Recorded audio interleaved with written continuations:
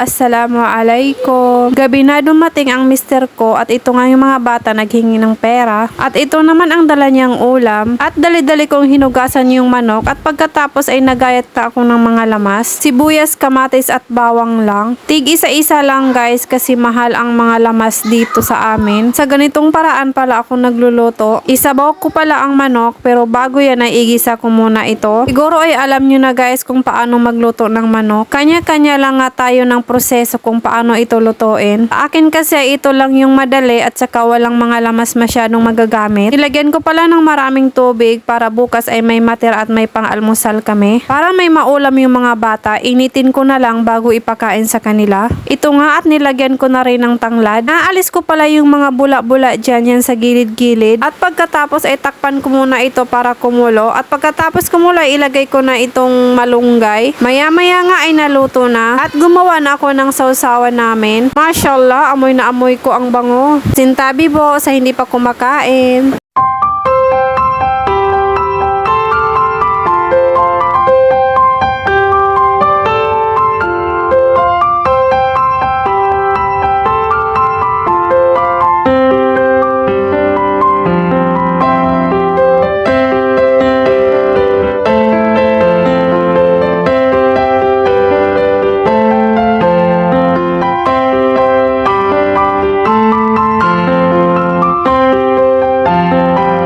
So ito na nga guys, umaga na. Papasok na sa school sila Randa at Rania. Pero as usual, ganun pa rin. Bago sila mag-alis, maghalik muna sila sa kanilang bunsong kapatid. Pero binilhan ko pala muna sila dito ng biskwit baon nila dito sa may tindahan. At ito ngang Hansel ang napili ni Randa.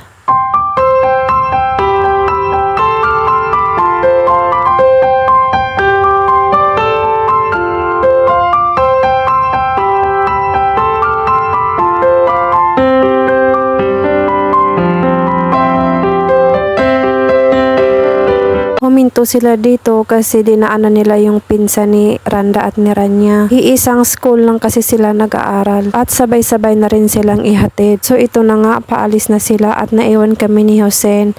Nang time na yan ay umiyak si Hosen kasi ayaw niyang bumaba sa sasakyan.